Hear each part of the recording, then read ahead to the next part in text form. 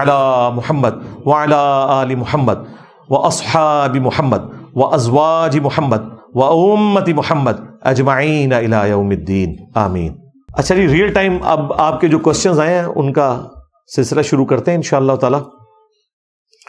جن سوالات کے جوابات میں تفصیل طلب کوئی ویڈیو ہوگی میں اسے ریفرنس کے طور پر بیان کر دوں گا، اور جہاں پر ضرورت نہیں ہوگی وہاں پہ میں مختصر جواب کے اوپر ہی اکتفا کروں گا انشاءاللہ تعالی۔ دوران سفر پیشاب کے قطرے کپڑوں پر پڑ جائیں تو کیا مجبوری کی حالت میں انہی ناپاک کپڑوں میں نماز پڑھنا جائز ہے؟ بالکل جائز ہے، کوئی مسئلہ نہیں۔ اس سے اگلی بات، کسی شخص پہ سفر کے دوران غسل فرض ہو گیا ہے، اس کے پاس پانی نہیں ہے، کوئی اور کپڑے بھی نہیں ہیں، تو وہ تیمم کرے گا۔ تیمم کا طریقہ وضو اور غسل کے کیس میں ایک ہی ہے جو قرآن میں آیا ہے، سورۃ النساء میں بھی اور سورہ المائدہ میں۔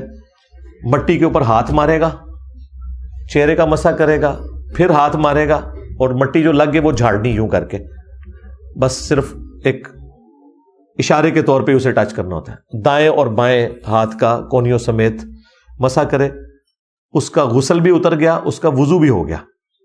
اب رہ گئے وہ کپڑے، اگر کوئی کپڑے ہیں تو چینج کر لے، ادروائز انہی کپڑوں میں نماز پڑھے، اور بعد میں یہ نماز لوٹانے کی بھی ضرورت نہیں ہے۔ یہ اللہ تعالیٰ کی طرف سے ایک آسانی ہے نا سفر کے دوران۔ ایون اس سے بھی بڑھ کر اگر پانی بھی تھا لیکن آپ کو یہ خدشہ تھا کہ میں ٹھنڈے پانی سے نہاؤں تو بیمار ہو سکتا ہوں، تو پھر بھی آپ کو غسل کرنے کی ضرورت نہیں، نہ سفر میں نہ اپنے گھر کے اندر۔ تیمم کر کے نماز پڑھ لیں، اور جب پانی گرم اویلیبل ہو یا دن کا وقت ہو پھر آپ غسل اتار لیں، اور وہ جو نماز آپ نے فجر کی پڑھی یا کوئی اور نماز اس کو لوٹانے کی بھی ضرورت نہیں ہے۔ یہ اللہ نے آسانی دی ہے۔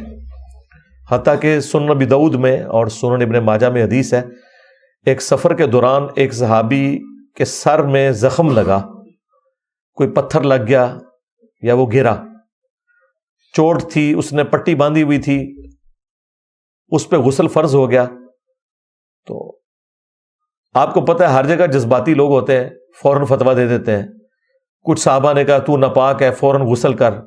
وہ بیچارہ کہتا رہا کہ میں تو بیمار ہوں، میرا زخم بھی خراب ہو سکتا ہے۔ انہوں نے کہا نہیں جی ناپاک ہے۔ اس بیچارے نے غسل کیا اور وہ اسی میں شہید ہو گیا، اس کی بیماری بڑھ گئی، زخم خراب ہو گیا۔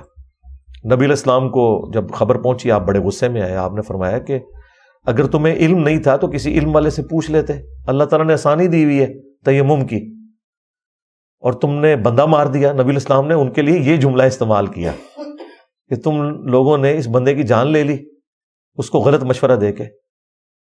تو شریعت میں اللہ تعالیٰ نے بہت آسانیاں رکھی ہوئی ہیں۔ یہ جو اکثر عوام میں مشہور ہے نا کہ جی زیادہ علم بھی کوئی اچھی چیز نہیں ہے ورنہ عمل کرنا پڑ جاتا ہے۔ مجھے بتائیں اگر آپ کے پاس علم نہیں ہوگا اور آپ کا عمل کی کمزوری قیامت کے دن پکڑی گئی تو کیا اللہ تعالیٰ اس وجہ سے آپ کو چھوڑ دے گا کہ تیرے پاس علم نہیں تھا؟ یعنی کہ تجھے نہیں پتا تھا کہ ٹریفک سگنل توڑنے کے اوپر اتنا جرمانہ ہوتا ہے لہذا تجھے میں جرمانہ نہیں کرتا؟ یہ تو دنیا میں بھی نہیں ہوتا۔ Ignorance is no excuse in front of Allah, دنیا میں بھی نہیں ہے۔ لا علمی کوئی بہانہ نہیں ہے جان چھڑانے کا۔ اس کے برعکس اگر آپ کو علم ہونا تو دین میں اتنی آسانی ہے کہ جتنا آپ علم حاصل کرتے جائیں گے آپ کا دین پہ چلنا آسان ہو جائے گا۔ رات کو میری ایک صحافی سے بات ہو رہی تھی، وہ کہتا انجینئر صاحب سانو تو مولویاں نے عشاء دیا 17 رکعتاں دسیاں ہوئی سن، اسی کی تو نماز پڑھنی سی۔ ہمیں تو علماء نے صرف عشاء کی 17 رکعتیں بتائی ہوئی تھی، ہم نے کہاں سے نماز پڑھنی تھی؟ آپ کی ویڈیوز دیکھی ہیں تو الحمدللہ ہم اب 17 فرض اپنے پورے کر لیتے ہیں، 2 فجر کے، 4 ظہر، 4 عصر، 3 مغرب، 4 عشاء، تو نماز شروع کر دی ہے۔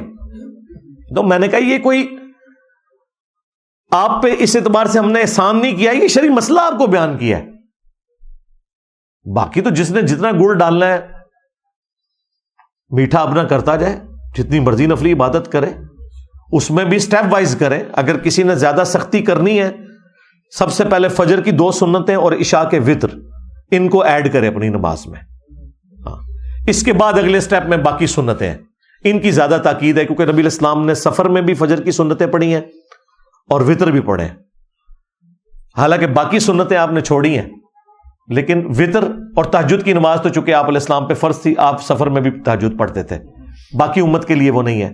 وطر البتہ آپ پڑھتے تھے، سواری کے اوپر بھی پڑھ لیتے تھے. تو یہاں سے آپ سٹارٹ لیں. باقی 12 سنتیں تو وہ آئی ہیں بخاری مسلم کے اندر. مسلم شریف میں تو بڑی زبردست حدیث ہے، جو فرض کے علاوہ 12 رکعتیں پڑھ لے اللہ تعالیٰ جنت میں محل دے گا. 2 فجر سے پہلے، 4 زور سے پہلے، 2 زور کے بعد، 2 مغرب کے بعد، 2 عشاء کے بعد. سنت موقدہ، تاکید کی گئی سنتیں ہے. یہ بھی نفلی عبادت ہے، وہ الگ سے ایک چیز. اگر کسی کی دن کے وقت کوئی چھوٹ گئی ہیں، وہ رات کو پوری بھی کر سکتا ہے 12 رکعتیں. میری کوشش ہوتی ہے کہ میں 12 رکعتوں کا اہتمام کروں. اتوار والے دن تو نہیں ہو سکتا، ظاہر ہم کیٹاسٹرافک کنڈیشن میں ہوتے ہیں. یہاں پہ زور اثر اور مغربی عشاء بعض اوقات میں جمع کرنی پڑتی ہے. تو جب نمازیں جمع ہوں تو پھر آپ سنتیں چھوڑ بھی سکتے ہیں. ہاں وطر آپ ضرور پڑھ لیں، لیکن عام دنوں میں کوشش کرتے ہیں بعض اوقات رہ جائے، میں گھر جا کے بھی اپنی سنتیں پوری کر لیتا ہوں. دن کے وقت کی کوئی رہ گئی ہے اور 12 رکعتیں کوشش ہوتی ہیں کہ پوری کر کے سوئیں. لیکن یہ نفلی عبادت ہے. پھر اس میں مزید آسانی آپ کو بتائی کہ بھئی اگر کوئی مجبور ہے، کسی کی ڈیوٹی ایسی ہے یا کوئی بچے پالنے والی عورت ہے، تو ٹھیک ہے، زور اثر کو جمع کرے، مغرب عشاء کو جمع کرے اور فجر کو الگ پڑھ لے. 3 اوقات میں 5 نمازیں پڑھ لے. نمازیں 5 ہی ہیں 3 اوقات میں. یہ بھی میں نے ثابت کیا ہے الحمدللہ صحیح الاسناد حدیث سے. تو دین میں آسانی ہے. یہ جتنا آپ کو علم آتا جا رہا ہے، مجھے بتائیں دین پہ چلنا مشکل ہو رہا ہے یا آسان ہو رہا ہے؟ آسان ہو رہا ہے. لیکن ہمارے ماں باپ نے ہمیں یہ بتایا تھا، ہمارے علماء نے یہ بتایا تھا، زیادہ علم نہیں حاصل کرنا، پھر عمل کرنا پہ جاتا ہے. ہاں، چونکہ انہوں نے خود بھی کوئی نہیں تھا عمل کرنا، خود بھی انہیں علم نہیں تھا، آگے بھی یہی پڑھاتے رہے. اور پھر اس پہ تو رائے یہ کہ جی شیطان کو بھی بڑا علم سی. یہ قرآن کی کون سی آیت ہے، یہ کون سی حدیث ہے کہ شیطان بہت بڑا عالم تھا؟ یہ تو کہیں نہیں آیا، کسی جگہ نہیں آیا. ہمارے جو استاد پیر نصیر الدین نصیر صاحب رحمہ اللہ، انہوں نے باقاعدہ ایک کتاب لکھی چھوٹی سی، کیا ابلیس عالم تھا؟ انہوں نے پھر وہ صوفیوں کا اور مولویوں کا رگڑا نکالا. انہوں نے کہا جاہلو، چونکہ تمہارے پاس علم کوئی نہیں ہے، علم نبیوں کی وراثت ہے اور نبیوں کا دین تم لوگوں نے فالو کو نہیں کرنا، اس لیے تم نے چونکہ علم کو حاصل نہیں کرنا تھا تو انگور کھٹے ہیں. کہ علم کا کوئی فائدہ نہیں، وہ شیطان کو بھی بڑا علم سی. انہوں نے کہا کتنے لکھا ہے شیطان کو علم سی؟ اور علم تو آدم کے پاس تھا. دیکھیں قرآن میں آیا ہم نے آدم کو نام سکھا دیے، اس کی وجہ سے فرشتوں سے سجدہ کروایا حضرت آدم علیہ السلام کو، کیونکہ فرشتوں کے پاس وہ علم نہیں تھا. علم والے کو تو اللہ تعالیٰ نے فرشتوں کے ذریعے سجدہ کروا کے اس کی عظمت منوائی ہے. اور اس کے علم نے اسے کتنا نفع دیا کہ جب اس سے غلطی ہوئی اس نے فوراً توبہ کی، اللہ نے اسے امر کر دیا. آج ہم کہتے ہیں آدمی وہ ہے جو اپنی غلطی مان لے، وہ آدم کے ساتھ جوڑ گیا. اور شیطان وہ ہے جو اپنی غلطی کی جسٹیفیکیشن دے. شیطان نے جسٹیفیکیشن دی تھی کہ میں اس سے بہتر ہوں. حضرت آدم نے کیا کہا؟ یا اللہ غلطی ہوگی معاف کر دے، اگر تو نے معاف نہ کیا تو میں خسارہ پانے والوں میں سے ہم دونوں ہو جائیں گے. اللہ نے کہا ٹھیک ہے، معاف کیا. اس کا مطلب ہے جو اپنی غلطی کی جسٹیفیکیشن دے وہ شیطان، اور جو اپنی غلطی مان کر اللہ کی طرف رجوع لائے وہ آدم. تو آدمی بنے، آدم کے بچے بنے، شیطان کے بچے نہ بنے. ٹھیک ہو گیا جی؟ علی بھائی کیا سگریٹ پینا حرام ہے؟ وضاحت فرماتے ہیں. کتنی وضاحت کریں جی؟ سگریٹ جو ہے قرآن کی اس آیت کے تحت وَلَا تُلْقُوا بِأَيْدِيكُمْ إِلَى التَّهْلُكَةِ، اپنے ہاتھوں سے اپنے آپ کو ہلاک مت کرو، اس کے تحت سگریٹ پینا حرام ہے. کہتے ہیں قرآن و حدیث میں کہاں لکھا ہے جی؟ قرآن و حدیث میں لکھا ہے اپنی جان کو ہلاک کرنا حرام ہے. قرآن و حدیث میں رولز آئیں گے، فلنگ دی بلینکس آپ نے خود کرنے ہیں. اس وقت لاکھوں کاروبار ایسے ہیں جن کا نام بھی قرآن و حدیث میں نہیں ہے، لیکن کیا ہم شرعی حکم نہیں بیان کرتے کہ یہ کاروبار حلال ہے، یہ حرام ہے؟ کہاں سے کرتے ہیں؟ ان اصولوں کے اوپر کہ دھوکہ نہیں ہونا چاہیے، پروڈکٹ حلال ہونی چاہیے، جوا نہیں ہونا چاہیے، سود نہیں ہونا چاہیے، دنیا کا ہر کاروبار حلال ہوگا اگر یہ 4 شرائط پوری ہو جائیں. یہاں پہ بھی اپنی جان کو نقصان پہنچانا اس اعتبار سے، اور اس کا کوئی مقصد بھی نہیں سگریٹ پینے کا، نقصان ہی ہے. اب تو دیکھیں گوروں نے تو ٹھوکریں کھا کے یہ بھی سیکھ لیا ہے کہ شراب بھی نقصان دہ چیز ہے. حالانکہ قرآن کہتا ہے شراب کے فائدے بھی ہیں. اس سے لوگ سمجھتے ہیں کہ شراب پینے سے کوئی فائدہ ہوتا ہے. وہ فائدے اس اعتبار سے اللہ نے بیان کیے تھے کہ اس زمانے میں لوگوں کا کاروبار جوڑا ہوا تھا.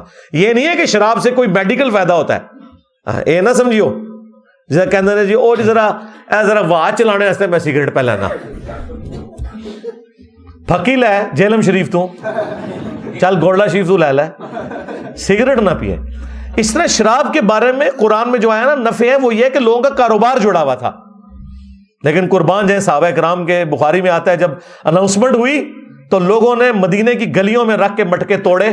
یہ بھی نہیں کیا کہ ابھی تو اناؤنسمنٹ ہوئی ہے چلو جو ہے یہ بیچ لیتے ہیں. ان کا نہیں, نبی نے فرما دیا دیٹس آل, ختم.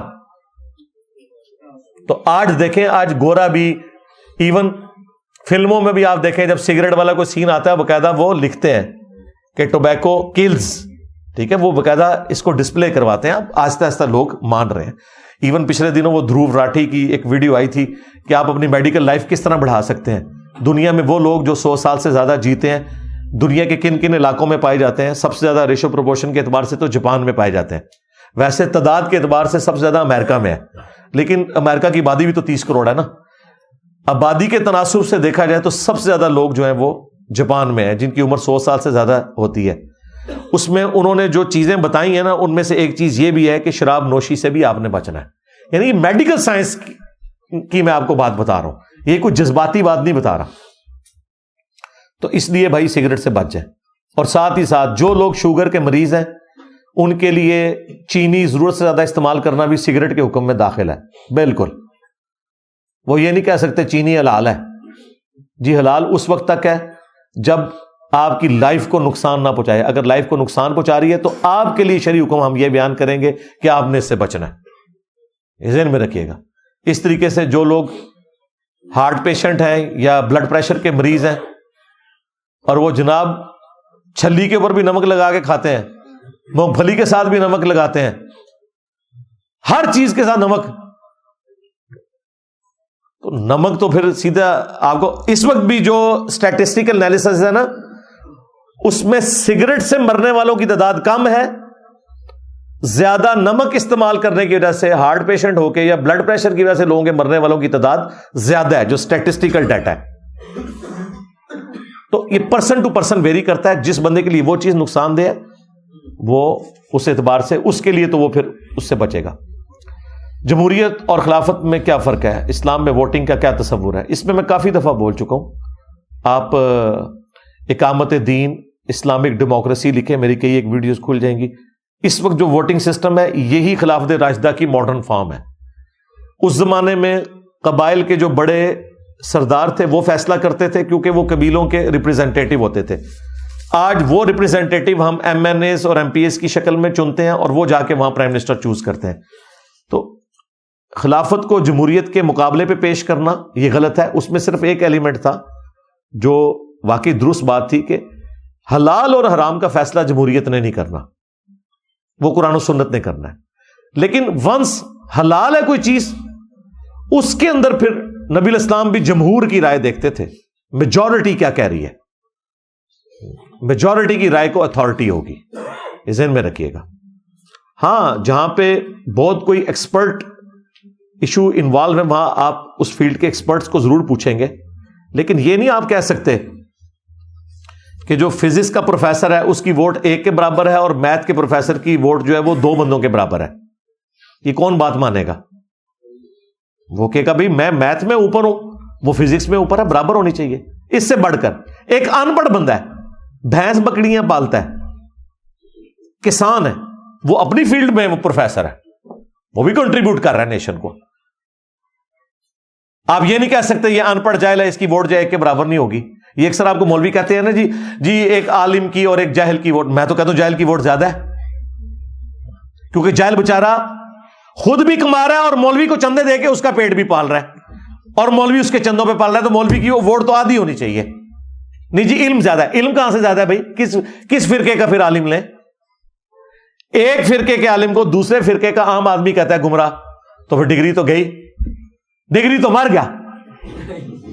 جب بریلویوں کے عالم کو دیوبندی کہیں جاہل تو ڈگری تو مر گیا, اور دیوبندیوں کے عالم کو بریلوی کہیں جاہل, سنی شیعہ کو, شیعہ سنی کو. تو بھائی یہ دنیا نے جو لرن کیا ہے یہ بالکل ٹھیک کیا ہے کہ ایک بندے کا ایک ووٹ ہونا چاہیے، اپنی فیلڈ میں وہ عالم ہی ہے. ہاں آپ رائے عامہ ہموار کریں اور پبلک کو قائل کریں. دیکھیں خان صاحب نے کیا ہے نا، ہمیں خان صاحب کی پالیٹکس سے بنیادی اختلاف ہے، لیکن یہ بات ماننے والی ہے، انہوں نے اپنا آپ منوا لیا ہے. ٹھیک ہے، جو لوگ سمجھتے ہیں ان کے نیریٹو کو ڈاؤن کرنا ہے تو وہ بھی ٹھیک ہے، اس طریقے فیلڈ میں آگے مقابلہ کریں ان کا. میری بیٹی کا نام نالین فاطمہ ہے، لوگ کہتے ہیں ٹھیک نہیں ہے. نالین تو ویسے جوتیوں کو کہتے ہیں، نالین ہے بھی جمع ہے، 2 جوتیاں. تو بیسیکلی تو اس کو پھر اس طرح کیا جائے گا، سیدہ فاطمہ کی جوتیاں، تو یہ تو جمع کا صیغہ ہے. تو آپ نالین کو چینج کر کے قرۃ العین کر دیں فاطمہ، یا فاطمہ تو زہرا کر دیں، زہرا میں اینڈ پہ الف آئے گا، اس طرح کر کے کوئی نام رکھیں. یہ نام ویسے کوئی اتنا اچھا نہیں ہے کہ اس کو کوئی نام نہیں ڈکلیئر کیا جا سکتا.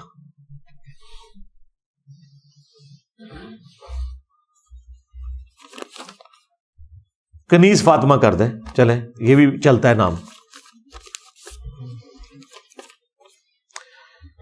میرے ماں باپ سنی بریلوی ہیں تو میں عقائد میں ان سے اختلاف کر سکتا ہوں؟ جی کریں گے، اختلاف کریں گے، لڑائی نہیں کریں گے. ہاں پیار محبت سے، اس کے بغیر کوئی چارہ نہیں بھائی، سیدھی سی بات ہے. ان پہ ترس کھانا ہے. مجھے بتائیں، ایک بندہ آگ میں گر رہا ہے، آپ اس پہ غصہ کھائیں گے یا ترس کھائیں گے؟ ترس ہی کھائیں. میرا جو غصہ آپ دیکھتے ہیں نا، وہ عوام کے اوپر نہیں ہے، ان لوگوں کے اوپر ہے جو انہیں آگ میں پھینک رہے ہیں، ان پہ ہمارا غصہ ہے، بڑوں پہ. وہ تو میں نے کہا، میں نے تو اعلان کیا میں جی تھوڑا کو پاپا چھٹڑا. ہاں بالکل. وہ اگلے دن ہمارے پاس ایک لائف سٹوری ایک بھائی نے سنائی، اس نے کہا کہ ان مولویوں نے، ان بزرگوں نے میرے ماں باپ کو جہنم میں پہنچایا، میری خواہش ہے یہ بھی جہنم میں جائیں. میں نے کہا میں اس کی تکلیف محسوس کر سکتا ہوں. اگر قیامت والے دن آپ کو پتا چلے کہ ان بابوں کے ماننے کی وجہ سے آپ کے ماں باپ آپ کے سامنے جہنم میں ہے، تو آپ پھر وہی کہیں گے جو قرآن میں ہے کہ اللہ ان بزرگوں کو ہمارے حوالے کر، ہم انہیں اپنے پاؤں کے نیچے روندیں گے جن کی وجہ سے یہ ساری گمراہی پھیلی. دنیا میں اتنا غصہ آتا ہے، لیکن ان کے سرغنا کے اوپر غصہ، عوام پہ نہیں.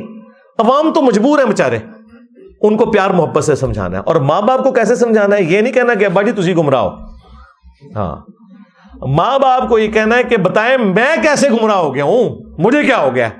کیونکہ زیادہ تر ماں باپ کو یہ ہوتا ہے نا، منڈا ساڈا گمراہ ہو گیا، ان دسو ابا جی منو کیا ہے. تو بھائی بریلوی ہے تو بریلویوں کا ابا تو یہی کہے گا جو اس کے مولویوں نے اسے رٹایا ہوا ہے، اے تو گستاخ ہو گیا، تو لے آؤ پھر چشتی رسول اللہ لے آ کے سٹو یکا ہے جی او پیا جی تھوڑا ابا تو اسے ابے دے بابے، ان کو ابا جی ویکھ لو میں تو نہیں جی چشتی رسول اللہ مندا، ہوں دسو، ہوں میں دسو کیڑی گستاخی کیتی ہے؟ اے تو تواڈے وڈیاں دی نکلی نا، تو میں تو پھر وڈیاں نو نہیں مندا. ویسے بریلویاں دے ابے نو تھانوی رسول اللہ دا پتہ ہوندا جی، ہر ابے نو، جاہل تو جاہل نو بھی پتہ ہے وہابی گستاخ نے، ان کو بالکل جی اسی تواڈے نال ہاں وہابی گستاخ نے، لیکن ایک کھرا تواڈے گھر بھی نکلیا. ہاں دو ایکو کو جو بچو. اس لیے آپ دیکھ رہے ہیں میں اس کو کیوں اتنا گھسیٹتا ہوں. لوگ کہتے ہیں کہ جی انجینئر صاحب ہر ویڈیو میں چشتی رسول اللہ تھانوی رسول اللہ. بھائی یہ ایک ایسا ہتھیار ہے جس کا کوئی کاؤنٹر ہتھیار نہیں ان کے پاس موجود. تو 100 سنار کی اور 1 لوہار کی. یہ اس لیے چلاتے ہیں ہم to cut the story short. میں رفع الیدین پہ بات کروں گا، وہ بھی کوئی ضعیف روایت لے آئیں گے. میں بخاری مسلم پیش کروں گا، وہ کہیں گے ساڈیاں بھی تے ہیں نا، ویکھ لو تسی ہن ضعیف کہندے ہو. چھڈو انہاں گلاں نو بھائی، کلمے پہ آؤ. سٹارٹ ہی کلمے سے ہوتا ہے. اس لیے میں نے اس پوائنٹ کو بار بار اجاگر کیا ہے. اس سے میں نے انجینئر کی ڈاکٹرین کا نام لیا. جو بندی ہیں تو ان سے اور طریقے سے بات ہوگی. اس کے لیے آپ میری مجلس 50 دیکھیں، انٹرویو آف انجینئر محمد علی مرزا. جتنی گدڑ سنگیاں میں سیکھیاں نے نا اپنی زندگی اور ساریاں میں ویڈیو ریکارڈ کراتی ہیں.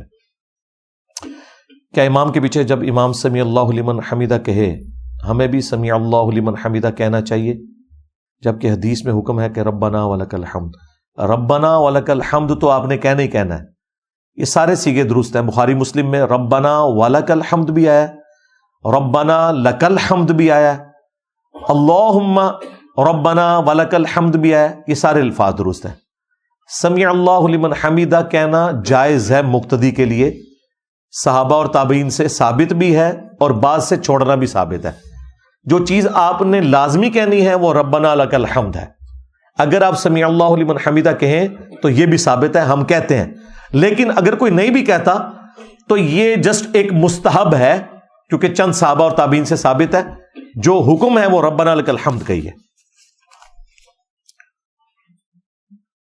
3 یا 1 وطر میں دعائے قنوت سے پہلے رفع الیدین کے حوالے سے تسلی بخش بتا دیں. یہ رفع الیدین نبی علیہ السلام سے ثابت ہے. نبی علیہ السلام سے ڈائریکٹلی ثابت نہیں, صحابہ کرام سے ثابت ہے. تکبیر کہنا حضرت عمر فاروق رضی اللہ تعالیٰ عنہ سے. وطر کے اوپر آپ میری تفصیلی ویڈیو دیکھیں, مسئلہ نمبر 130 130, اس میں نے تفصیل کے ساتھ بتایا ہوا ہے کہ اگر تو آپ تکبیر کہیں گے پھر رفع الیدین بھی کریں گے اور دوبارہ ہاتھ باندھیں گے اور پھر دعائے قنوت پڑھیں گے. لیکن اگر آپ تکبیر نہیں کہتے تو پھر آپ سورت کے ساتھ بھی دعائے قنوت ملا سکتے ہیں. دونوں طریقے جائز ہیں. 3 تابعین سے یہ چیز ثابت بھی ہے ڈائریکٹلی کہ وہ رفع الیدین بھی کرتے تھے. اس کی اصل وہ حدیث ہے جو ابو داؤد میں ہے کہ نبی علیہ السلام رکوع سے پہلے جو بھی تکبیر کہتے تھے حالت قیام میں, اس کے ساتھ رفع الیدین ضرور ہوتا تھا. لہٰذا حضرت عمر کا قیام کی حالت میں رفع الیدین ثابت ہو گیا. جب دعائے قنوت سے پہلے یہ الفاظ ہیں کہ وہ تکبیر کہتے تھے یا تابعین تکبیر کہتے تھے, تو تکبیر میں امپلائڈ ہوتا ہے, خواہ وہ تکبیر نماز جنازہ کی ہو قیام کی حالت میں, چاہے وہ قنوت وطر کی ہو, چاہے نماز عیدین کی ہو. قیام کی حالت میں جب بھی آپ اللہ اکبر کہیں گے تو آپ نے تکبیر کے ساتھ ہاتھ بلند کرنے. نماز جمعہ میں تشہد میں یہ کیا لکھا ہے جی, ہو جائے گا. وہ روایت ضعیف ہے کہ جو تشہد میں شامل ہو تو وہ ظہر کی نماز پڑھے. کسی صحیح روایت میں نہیں ایسا آیا. البتہ ظاہر ہے کہ وہ ثواب پھر آپ کو تشہد کا ہی ملا ہے, ظاہر ہے رکعت تو آپ کو نہیں ملی نا. بخاری مسلم حدیث ہے جس نے 1 رکعت پائی ہے تو وہ جماعت پا رہا ہے, تو نماز تو آپ کی ہو جائے گی, البتہ آپ کو وہ ایکسٹرا آرڈنری ثواب نہیں ملے گا. تو آپ تشہد میں بھی شامل ہوں تو پھر 2 رکعتیں ہی پڑھیں. بہتر یہ ہے کہ جمعہ رہ گیا تو اگلی کسی مسجد میں چلے جائیں. یہاں تو جمعے 12:30 سے شروع ہوتے ہیں اور 3 بجے تک چلتے ہیں. کپڑا فولڈ کر کے نماز پڑھنا. کپڑا فولڈ کر کے اگر پرماننٹلی فولڈ کیا ہوا نا کسی نے, جس طرح پانچے فولڈ کیے ہوتے ہیں پینٹوں کے, یا کسی زمانے میں کرتے کا بھی اتنا حصہ وہ پرماننٹلی فولڈ کر کے رکھتے تھے, تو وہ تو آپ کے لباس کا حصہ ہے, اس میں تو وہ شرعی حکم نہیں لگتا.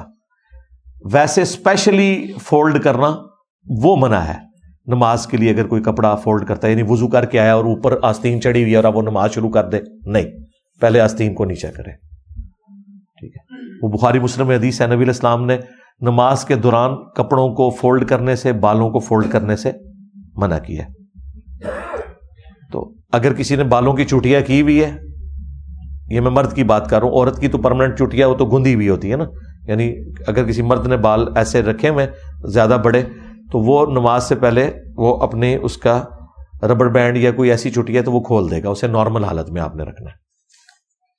باقی یہ جو شلوار یوں کر کے اوپر کرنی پڑتی ہے نا, اڑیسنا جسے کہتے ہیں شلوار کو, وہ بھی فولڈ کرنے میں آتی ہے, لیکن وہ پھر شرعی مجبوری بن جاتی ہے ان لوگوں کے لیے جن کی شلواریں لمبی ہے. ویسے تو مرد کی شلوار ٹخنوں سے اوپر ہی عام حالت میں ہو, لیکن جس کی لمبی ہے, پرانی سلی ہوئی ہے, تو ان کو ٹھیک کروائیں. اور اگر کوئی اور ایشو ہے تو کم از کم نماز کی حالت میں آپ اسے فولڈ اوپر سے کر کے اوپر کر لیں, یا فولڈ کیے بغیر بھی تھوڑا سا کھینچے تو اوپر چلی جاتی ہے. وہ ایک مجبوری ہے, کیونکہ وہ ابو داؤد میں حدیث ہے کہ جس کا کپڑا ٹخنوں سے نیچے ہے اس کی نماز درست نہیں ہے, وہ پھر مجبوراً کرنا پڑ جاتا ہے.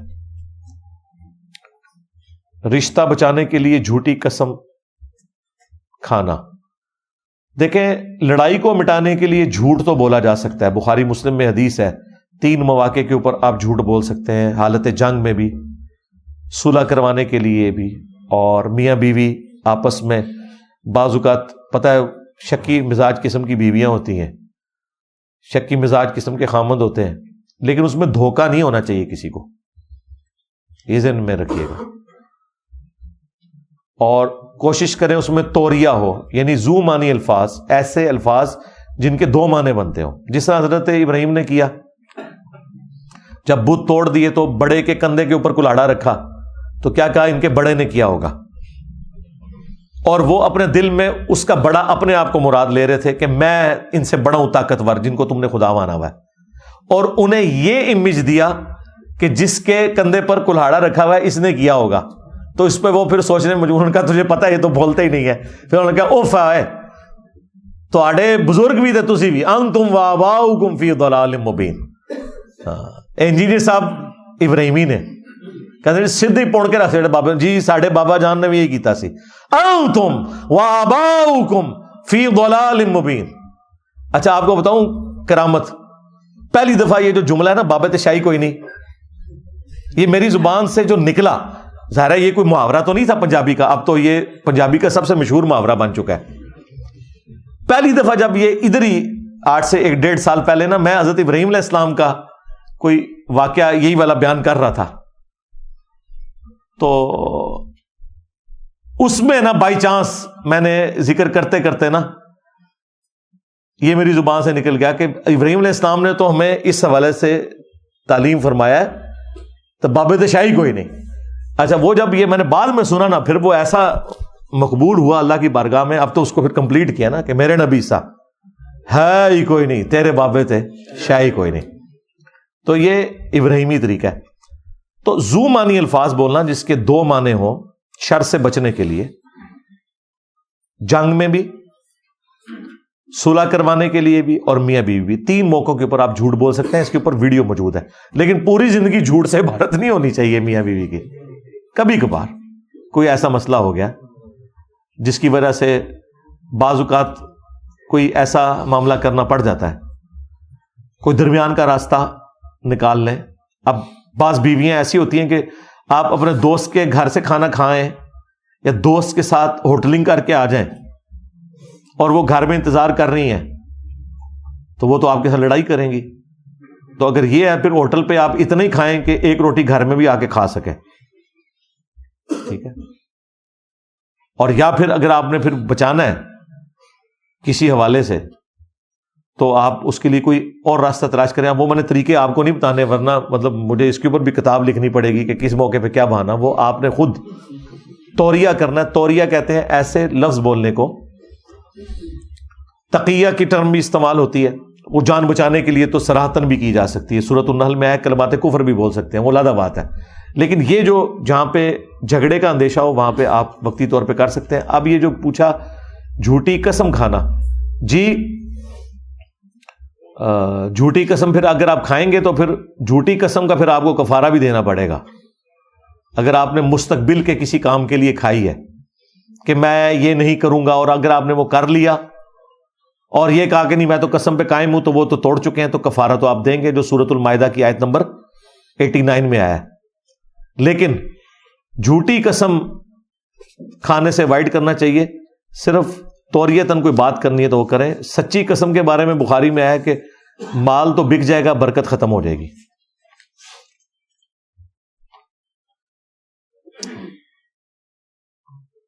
یہ پتنگ اتارنا، پتنگیں اڑانا اور پتنگیں بیچنا، یہ تو قانوناً جرم ہے جی بھائی۔ اللہ نہ کرے آپ کا کوئی رشتہ دار اس طریقے سے مرا ہو تو میں پھر آپ کو اس تکلیف کا بتاؤں جو لوگوں پہ ہوتی ہے۔ ہاں میں اس حق میں ہوں کہ پتنگ بازی کی اجازت ہونی چاہیے لمیٹڈ جگہ کے اوپر، یہ کوئی شرعی طور پہ تو حرام کام نہیں ہے، ایک سستی انٹرٹینمنٹ ہے۔ لیکن شہروں کے اندر جہاں پہ ان چیزوں کا اہتمام نہیں، لوگ موٹر بائک پہ سفر کرتے ہیں، کتنے بچوں کے گلے کٹے ہیں، کتنے مردوں کے گلے کٹ گئے ہیں، لوگوں کے گھر لاشیں آئی ہیں۔ تو اس کی وجہ سے پھر گورنمنٹ نے پابندی لگائی تھی۔ یا تو یہ ہے کہ پھر پورے شہر میں کرفیو نافذ کریں ایک دن کے لیے کہ کوئی باہر نہیں نکلے گا، اور پھر ٹھیک ہے آپ کو شوق ہے تو کریں، یا پھر آپ ایسی جگہوں پہ جا کے پتنگ اڑائیں گورنمنٹ کی اجازت سے۔ وہ بھی جس طرح باہر کے ملکوں میں ساحل سمندر کے کنارے لوگ پتنگ اڑاتے ہیں، وہاں تو کبھی کسی کی گردن نہیں اتری، لیکن ہمارے ملک میں ظاہر ہے ہمارے پاس ریسورسز بھی کوئی نہیں ایسے، پھر گورنمنٹ جان نہیں چھڑاتی ہے، کہتی ہے ٹھیک ہے پابندی لگا دو۔ باقی یہ جو لوگ اسے کوئی ایک ایکٹیویٹی، کوئی مذہبی ایکٹیویٹی بنا کے پیش کرتے ہیں، اس کے ساتھ کوئی تعلق نہیں بھائی، یہ ایک گیم ہے۔ اس طرح اگر آپ چیزوں کو مذہبی طور پہ جوڑنا شروع کر دیں گے تو بہت کچھ پھر اور بن جائے گا۔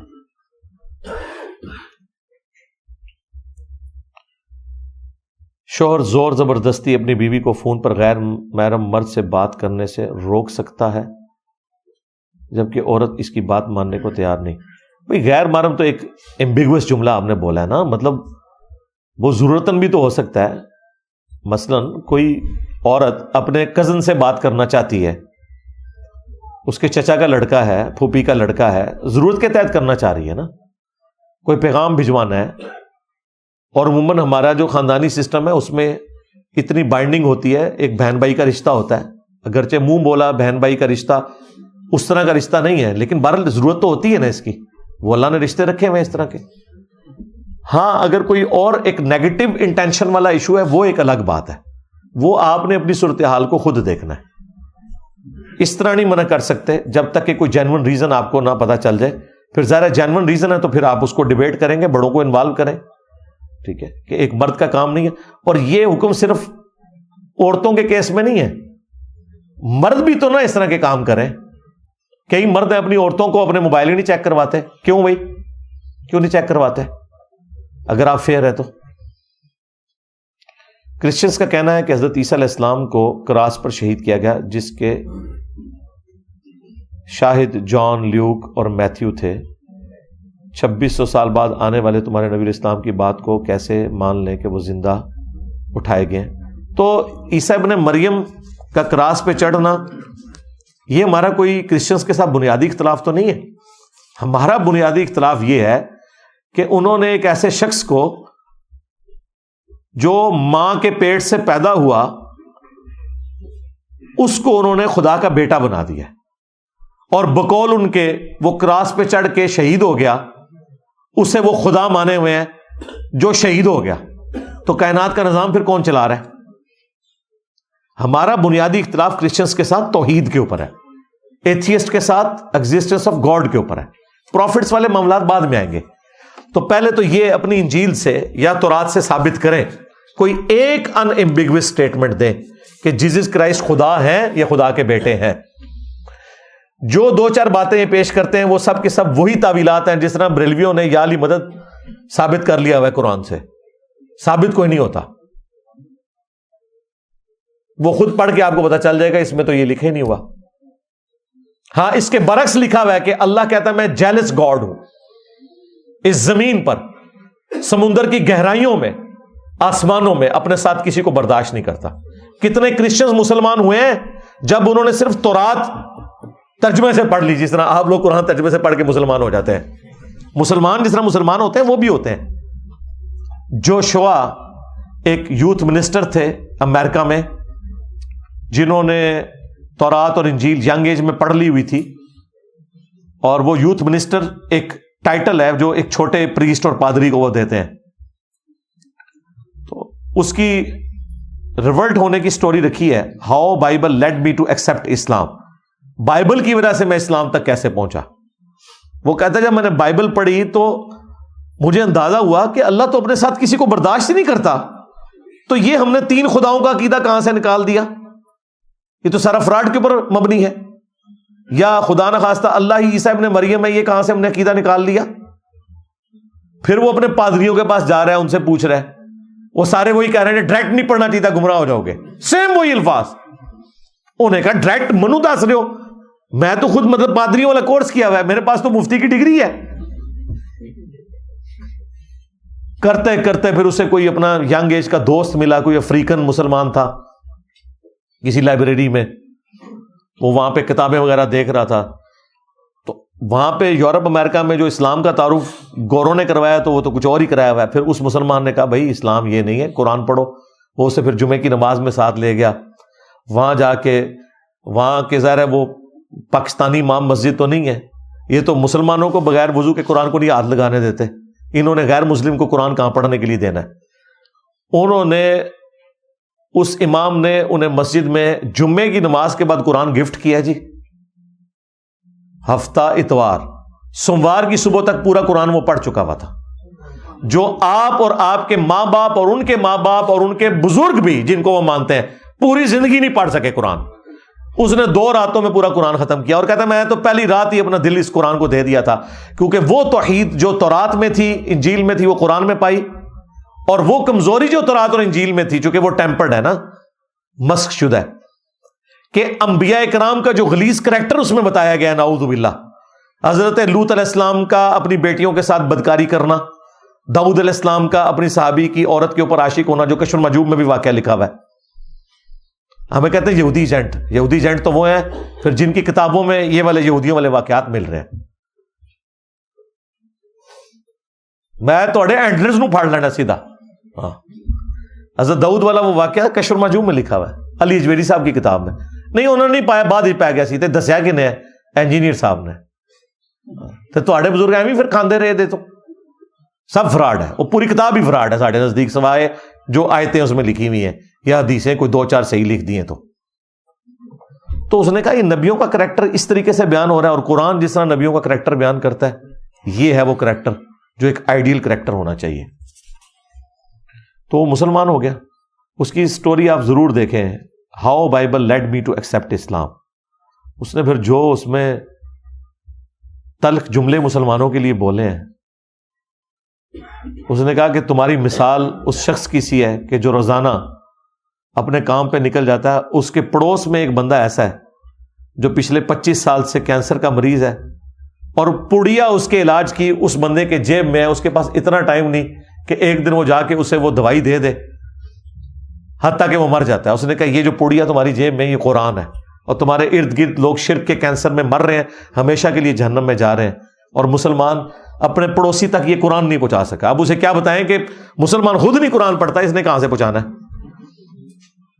واقعہ معراج کو قرآن مجید میں ہونا چاہیے تھا. اگر کوئی حوالہ ہے تو ثابت کر دیں. ثابت کر دیا ہے، مین ٹی وی چینل پہ کر دیا ہے، جائیں نیو ٹی وی کے اوپر پروگرام میرا رکھا ہوا ہے. الاسراء والمعراج دونوں قرآن میں ہیں، سورہ بنی اسرائیل میں بھی اور سورۃ النجم کے اندر. وہ ہماری چینل کے اوپر بھی اپلوڈ ہوا ہوا ہے، اور پہلے بھی میں نے اس کے اوپر گفتگو کی. اب تو مین میڈیا چینل کے اوپر ہے، ایک ایک آیت کا حوالہ دیا ہوا ہے. احادیث نبی الاسلام کے وصال سے 200-300 سال بعد لکھی گئیں، ان کی اتھینٹسٹی کیا ہے؟ تو کوئی فرق نہیں پڑتا، 200-300 سال بعد لکھی گئی ہیں حدیثیں، 200-300 سال بعد بنائی نہیں گئی ہیں، لکھی گئی ہیں. اس کی وجہ ہے کہ پہلے لوگ کرائمنگ کرتے تھے. کرائمنگ کیوں کرتے تھے؟ کاغذ نہیں تھا. اللہ بھلا کرے اجمیر شریف والوں کا، انہوں نے کاغذ دریافت کیا. بغداد شریف والوں نے پرنٹنگ پریس بنایا. بریلی اور دیوبند شریف والوں نے اس کو پرنٹ کیا، تب عام بندے کے ہاتھ میں آیا. میں مذاق دے طور پہ انج نہیں ہویا، کاغذ ہی نہیں تھا مسلمانوں کے پاس. قرآن کو اگر کتابی شکل میں بھی لاتے تو کتنے کمرے چاہیے تھے، چمڑے کے اوپر، پتوں کے اوپر، درختوں کی کھالوں کے اوپر قرآن لکھا جاتا تھا. مجھے بتائیں آپ کو ایک سورہ یاسین لکھنی پڑ جائے چمڑے کے اوپر، کتنی بکریوں کی کھالیں آپ کو چاہیے ہوگی، اور سورہ یاسین ہی اتنی موٹی بن جائے گی. اس کو اٹھائے گا کون، رکھے گا کہاں پہ؟ کاغذ نہیں تھا. تو عربی کیا کرتے؟ وہ زبانی یاد کرتے تھے. قرآن بھی زبانی جو ہے وہ رٹا مار کے کرائمنگ کر کے ٹرانسفر ہوا ہے. وہ جو نسخے سے، وہ 2-4 نسخے ہی ہیں جو لکھوائے میں ہیں. حضرت عثمان غنی رضی اللہ تعالیٰ عنہ کا، باقی تو صحابہ کرام نے زبانی حفاظ تھے نا. اسی لیے آپ دیکھیں قرآن کے اینڈ پہ جو پروف ریڈنگ ہے نا، اس میں 5 حفاظ کے سگنیچرز ہوتے ہیں کہ ہم نے قرآن کو حرف بہ حرف پڑھا ہے، اور ہم تصدیق کرتے ہیں کہ یہ غلطیوں سے پاک ہے. حافظ کیسے تصدیق کر رہے ہیں؟ وہ اپنی کرائمنگ کی وجہ سے.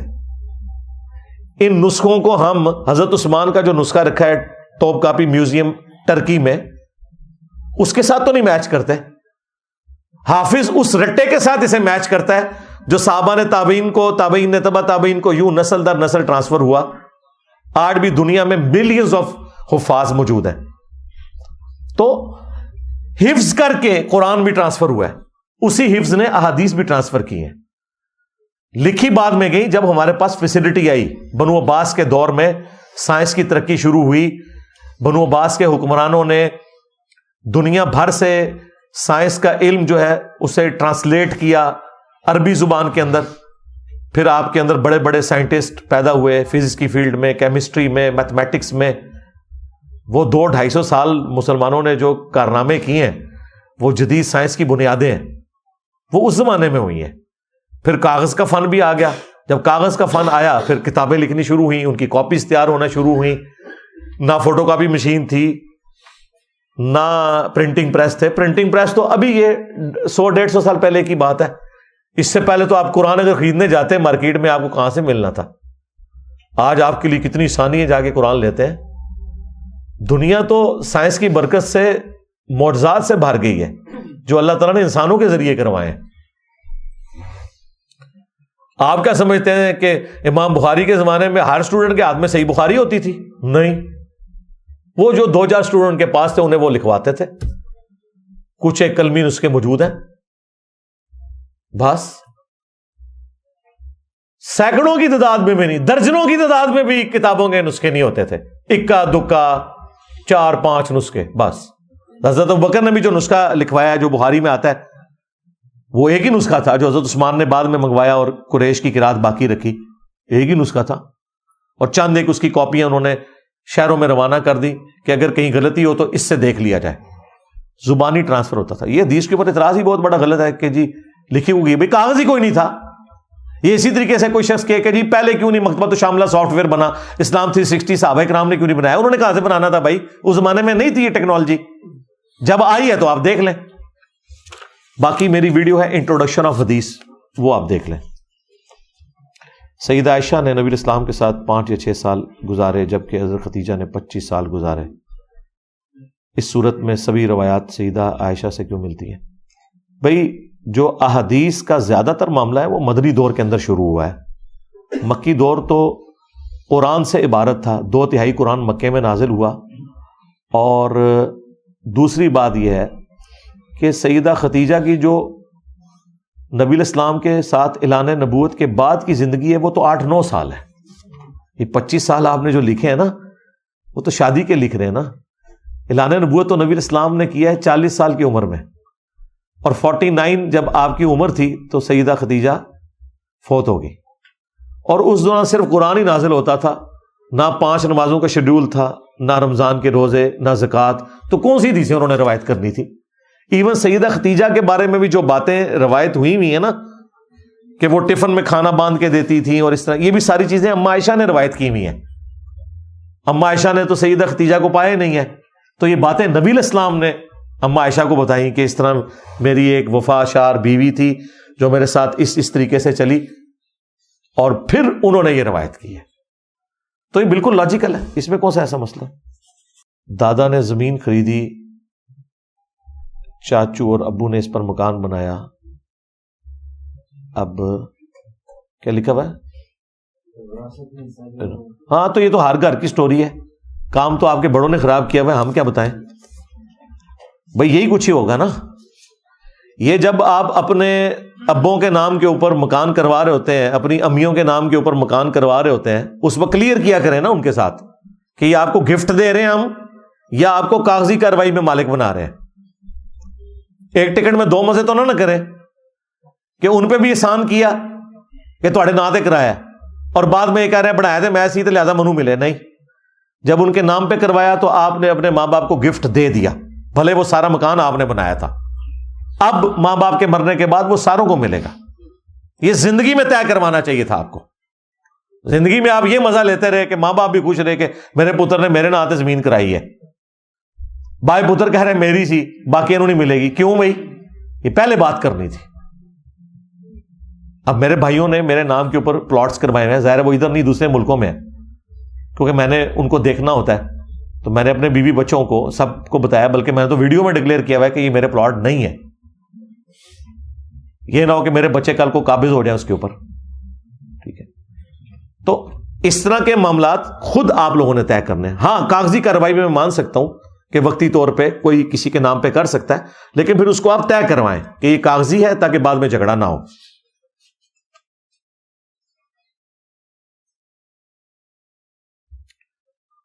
یہ اوجڑی اور دمچی اور باقی پھیپڑے وغیرہ کھانا, بھائی ہر چیز حلال ہے, حلال جانور کی. یہ جو روایت ہے سن کبرا البیہقی میں جس میں ان چیزوں کا ذکر ہے کہ آنکھیں اور یہ پھیپڑے اور اوجڑیاں, وہ روایت ہی جھوٹی ہے. ساتھ امام بیہقی نے لکھا ہوا ہے ہر چیز حلال ہے. اوجڑی بھی اس میں آتی ہے. سب سے زیادہ دیوبندی بریلوی اوجڑی کھاتے ہیں. جب ہم کہتے ہیں یار آنکھیں بھی, مغز بھی, زبان بھی اور یہ باقی ساری چیزیں بھی, پھیپڑے بھی یہ کھا سکتے ہیں آپ, تو وہ کہتے ہیں روایت ہے. روایت تو وہ کمزور ہے, اس میں تو اوجڑی بھی آتی ہے, تو اوجڑی تو کھاتے ہیں نا. البتہ صفائی کا اہتمام کریں اوجڑی کے لیے. حلال جانور کی ہر چیز حلال ہے جو اس میں سے حاصل کرتے ہیں آپ. ایون اس کی کھال بھی حلال ہے, اس کا ڈول بنا سکتے ہیں, اس کی آپ جوتیاں بنا سکتے ہیں. آپ نے بیان میں کہا تھا ممتاز قادری نے بھی رحم کی اپیل کی تھی, جبکہ غازی صاحب کی ویڈیو موجود ہے کہ نہ تو میں صدر پاکستان سے رحم کی اپیل کروں گا. غازی صاحب نے ویڈیو میں جو مرضی کہا تھا, ہم تو پریکٹیکلی بات کر رہے ہیں. اپیل تو گئی بھی تھی, قصاص کے لیے پیسے بھی جمع ہو رہے تھے. ایک ٹکٹ میں 2 مزے تو نہ کریں. یہ ویڈیو دکھا کے وہ باتیں تو غلط نہیں ہو جائیں گی نا جو خادم رضوی صاحب پیسے اکٹھے کرتے رہے کہ جی ہم نے قصاص دینا ہے, اس کی وہ دیت دینی ہے, بلڈ منی دیں گے اور اس کو آزاد کروائیں گے. تو وہ معافی تو گئی تھی, اس نے نہیں کی, اس کے ماننے والوں نے کی. ایک ہی بات ہے نا, اس طرح تو نہ کرے. عورتیں اور چڑھ دو, غازی علم الدین نے بھی کی تھی ویجے. ہاں میں تو دسیا تو اخباری رپورٹاں اور ساریاں. اور یہ کوئی نہیں رائٹ ہے کسی کا, وہ کر سکتا ہے. وہ ہوتا ہی ہے کہ ہم نے تو اتنا بڑا ہیرو بنا کے وہ پیش کیا ہوتا ہے نا, تو وہ پھر انہوں جناب وہ تھے کیا میں تک لگا یہ وہ چھوڑ دو. معراج اور سابقاف کے واقعے میں ٹائم لائن کو اچھی طرح سمجھائیں. جہاں سے آپ کو اچھی طرح سمجھانے والے ملتے ہیں انہیں سے اچھی طرح سمجھیں. ہم قرآن حدیث بیان کرتے ہیں. معراج کے اوپر نیو ٹی وی پہ ویڈیو ریکارڈ ہو کے اپلوڈ ہو چکی ہے, وہ آپ دیکھ لیں. لبیک یا رسول اللہ کہنا جائز ہے یا کفر ہے؟ نہیں, کفر کہاں سے ہے بھائی؟ لبیک یا رسول اللہ میں کوئی کفری کلمات نہیں ہے, نبی علیہ السلام سے اظہار محبت ہے. اختلاف یہ ہے کہ آپ رسول اللہ کو یا کسی فرشتے کو یا جن کو مدد کے لیے پکارنا شروع کر دیں, وہ شرکی ایکٹیویٹی ہے. یہ المدد یا رسول اللہ نہیں ہے, لبیک یا رسول اللہ, لبیک یا حسین کہیں آپ, ہاں کوئی مسئلہ نہیں ہے. اس کا مطلب ہے میں حاضر ہوں, یعنی یا رسول اللہ میں حاضر ہوں, کل کے بعد میں فجر کی نماز جماعت سے پڑھوں گا, نالک ہوتی مر جائے گی. یا رسول اللہ میں حاضر ہوں کہ میں اتنی دکانوں کو کل آگ لگاؤں گا عشق رسول کے نام کے اوپر, اے کر دے جے. اپنے موٹر سائیکلوں نہیں آگ لاندے, لوگوں نے موٹر سائیکلوں. عورت نماز پڑھے اور قرآن پڑھے لیکن وہ اپنے شوہر کو گالیاں نکالے اور تنگ کرے تو اس کی کیا سزا ہے؟ سزا اسے آخرت میں ملے گی. بخاری مسلم میں حدیث ہے کہ میں نے اپنی امت کی عورتوں کی اکثریت جہنم میں دیکھی ہے زبان درازی کی وجہ سے. بچے کا سوال ہے, اس کے ماں باپ دونوں ایک دوسرے کو گالیاں نکالتے ہیں. ہاں چلے جو لکھا ہوا نا میں اسی کا پابند ہوں. دونوں نکالیں یا ایک نکالے غلط ہے, بس گالی نہیں نکالنی, گالی نکالنا حرام ہے.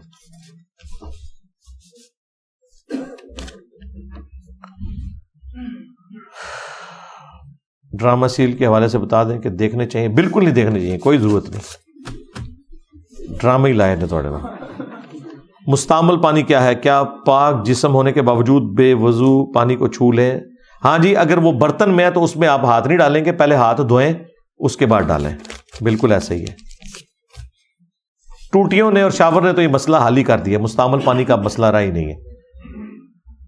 آیات دم کر کے پانی پلانا سنت ہے؟ نہیں. دم کیسے کرنا ہے؟ دم کرنا ہے آپ نے آخری 3 صورتیں تین دفعہ پڑھ کے ہاتھوں پہ پھونک کے جسم پہ دم کرنا ہے. بخاری مسلم میں ہے المعوذات, میرا کلپ بھی ہے, نبی علیہ السلام کے تعویذات. یہ ہیں اوریجنل تعویذ جو لٹکائے نہیں جاتے, جو لکھے نہیں جاتے, بلکہ پڑھ کے پھونک کے جسم پہ ملا جائے. ایسا کوئی قرآنی وظیفہ جس سے جن کو دیکھا جا سکے؟ جی یہ میرے پاس نہیں ہے, جنات والوں سے رابطہ کریں. سلام علی نوح فی العالمین, اس آیت کا پڑھنا کیا جادو نظر جن کے نقصان سے بچاتا؟ نہیں, اس طرح کی کوئی چیز تو موجود نہیں ہے. ویسے یہ درود شریف ہے حضرت نوح علیہ السلام کے اوپر, وہ آپ ضرور پڑھیں. نوح علیہ السلام پہ ہے. سلام علی ابراہیم بھی ہے, سلام علی موسیٰ و ہارون, سلام علی الیاسین بھی آیا ہے قرآن میں. یہ ایک ہی صورت ہے سورہ الصافات جس میں یہ سارے سلام آئے ہیں. اینڈ پہ وہ آیا پھر ساروں کو جمع کر کے سبحان ربک رب العزت عما یصفون وسلام علی المرسلین والحمد للہ رب العالمین.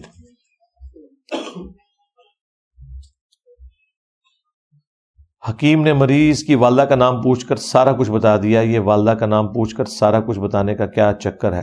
کیا بتا دیا؟ اس کی میڈیکل بیماری بتائی یا کوئی اور چیز بتائی؟ جی یہ کیا ہے جی. بچے کی بیماری وغیرہ سارا. اچھا تو اچھی بات ہے, علم کے ذریعے پتہ چل سکتا ہے. بعض اوقات کچھ چیزیں میڈیکلی یعنی جو ماں باپ کی بیماری ہیں وہ بھی ٹرانسفر ہوتی ہیں اولاد کے اندر. نام سے بتا دیا یہ اس طریقے سے نہیں ہوا گا, کوئی اس کا تکا لگ گیا ہوگا, ہو سکتا ہے وہ اس کی والدہ کو ماں باپ کو جانتا ہو, اس کے ذریعے ہو گیا.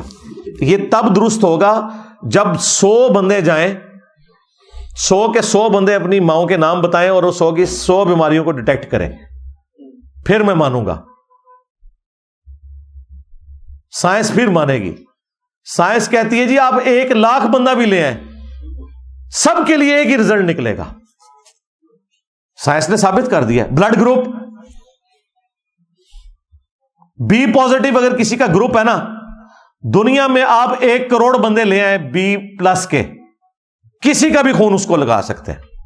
یہ نہیں ہوگا کہ اس کا لگ جائے گا اس کا نہیں لگے گا, کیونکہ سائنٹیفکلی چیز اسٹیبلش ہو چکی ہے. لیکن اس طرح کی جو اٹکل پچو ہے نا, 1-2 جگہ تکا لگتا ہے, 10 جگہ نہیں لگتا. ہاں تو یہ تکے جو ہے نا یہ نہیں ہوتے, ڈیفینیٹ نالج ہونا چاہیے. آپ کو پتا ہے یہ بلڈ گروپ کو دریافت ہوئے بمشکل 125 سال ہوئے. 1900 پورے 1900 کے اندر, یعنی پچھلی صدی میں ایک آسٹرین تھا جس نے یہ بلڈ گروپس دریافت کیے تھے. اس سے پہلے دنیا کو پتہ نہیں تھا کہ بلڈ کے بھی گروپ ہوتے ہیں. جانوروں کا خون بھی انسانوں کو لگایا جاتا تھا, انسان کا انسان کو لگاتے تھے. توکا لگ گیا تو انسان بچ جاتا تھا, نہیں تو مر جاتے تھے. ظاہر بلڈ گروپ ڈفرنٹ ہوگا تو بندہ تو مر جائے گا, وہ کلوٹ بنا دے گا. جنگوں میں اتنے لوگ مر جاتے تھے خون ضائع ہونے کی وجہ سے, کیونکہ خون لگاتے تھے تو بلڈ گروپ کا تو پتہ ہی نہیں تھا. ایک بلڈ دوسرے کو لگا دیں آپ, اس کا گروپ نہ میچ کرے تو وہ اس کا جسم تو اسے ایکسیپٹ نہیں کرے گا, اس کے جسم میں کلوٹ بن جائیں گے. اگر اس نے نہیں بھی مرنا تب بھی مر جائے گا, کیونکہ اس میں کلوٹس بن جائیں گے. تو میں یہ پوچھوں گا کہ یہ جو بزرگ دلوں کا حال جانتے تھے, ان سے بلڈ گروپ کیوں نہیں دریافت ہوئے؟ اتنی دنیا مرتی رہی. آپ دیکھ لیں سائنس کی برکت سے جس طرح بیماریوں کا علاج آیا ہے. پہلے تو لوگوں کی اتنی عمریں نہیں ہوتی تھی, یہ آپ کو جھوٹ بتایا جاتا ہے پہلے بڑی لوگوں کی عمریں ہوتی ہیں سن, وہ کسی اکد بابے دی ہوتی چیزیں. 1000 بندے دیکھیں گے نا, ان میں سے 900 جو ہے نا 30 سے 40 کے درمیان فوت ہو جاتے تھے. وہ ایک آدھ بابا زندہ ہوتا تھا, لوگ بڑے بابیاں دی عمریں. ظاہر ایک بچہ دیکھ لیا نا انہوں نے, وہ نال تھے سارے مر گئے ہوئے. آپ 8 سے آلموسٹ 12, 13, 1400 سال پہلے چلے جائیں تو ایوریج لوگوں کی عمریں یہی ہوتی تھی 30, 40, 50. 100 تو سوچ بھی نہیں سکتے آپ کوئی پہنچتا ہو, اکا دکا بندہ.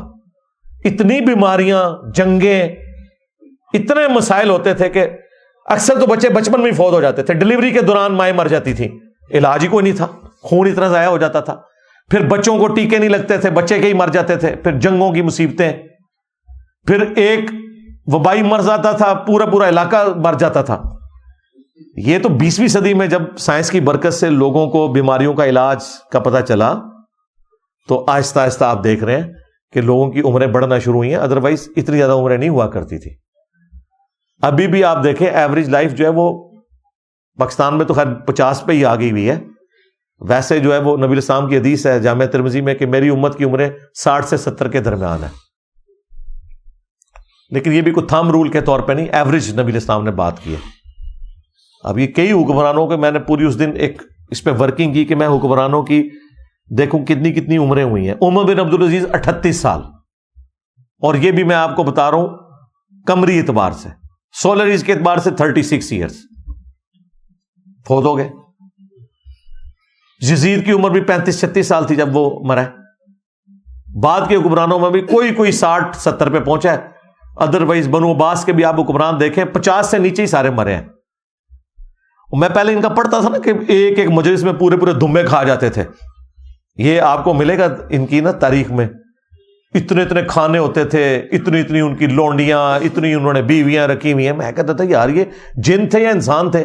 تو مجھے یہ شک تھا کہ یہ لوگ زیادہ عمریں نہیں جیتے ہوں گے. پھر جو بندہ اتنا زیادہ اگر کولیسٹرول اپنے اندر کرے گا اور پھر وہ بیٹھا رہے گا تخت کے اوپر, اس نے ہلنا بھی نہیں ہے, تو ہارٹ فیل ہوتے ہوں گے. پھر میں نے واقعی ایک دن جب کیلکولیٹ کیا تو زیادہ تر حکمران 40 سے 50 کے اندر ایکسپائر ہو گئے. میں ایون یہ ائمہ اہل بیت ہیں جو اکا دکا 60+ گئے ہیں، باقی سب بلو 50 شہید بھی ہو گئے ہیں، دنیا سے چلے گئے، بلو 40 بھی ہوئے ہیں۔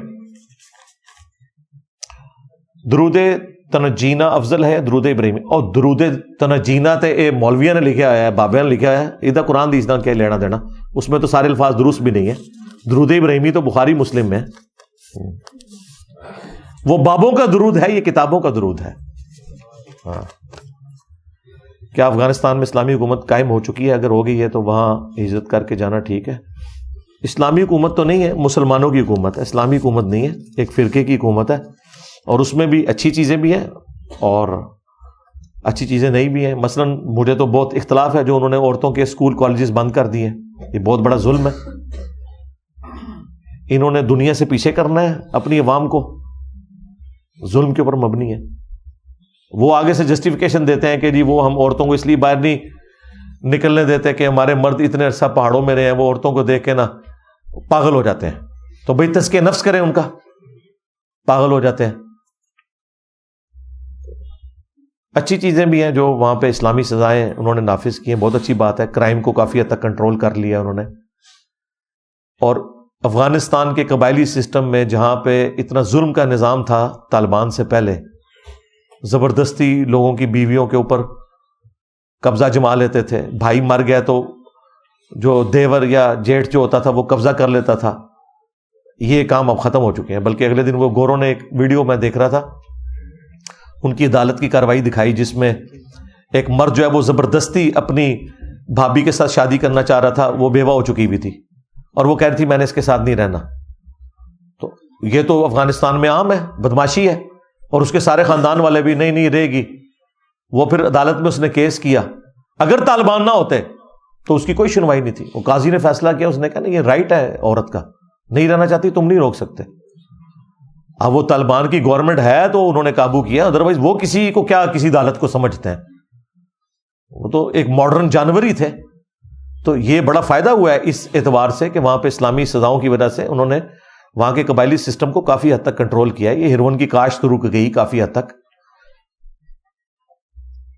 ایک خواب میں جو بچپن سے دیکھ رہا ہوں کہ میں ہوا میں اڑتا ہوں، پہلی دفعہ زمین خالی تھی اور گھاس وغیرہ کو زمین پر دیکھتا ہوں۔ بھئی میرے پاس خوابوں کا کوئی معاملہ نہیں ہے، باقی جو خوابوں والی جو کتابیں ہیں نا ان میں تو ہوا میں اڑنا اس کی پازیٹیو سائن ہی ہوتا ہے، ٹھیک ہے، اگر یہ خواب اللہ کی طرف سے ہے۔ اور اگر آپ کی کسی بادی چیزیں کھانے کی وجہ سے ہے یا شیطان کی وجہ سے ہے، پھر اس کی کوئی تعبیر نہیں ہے۔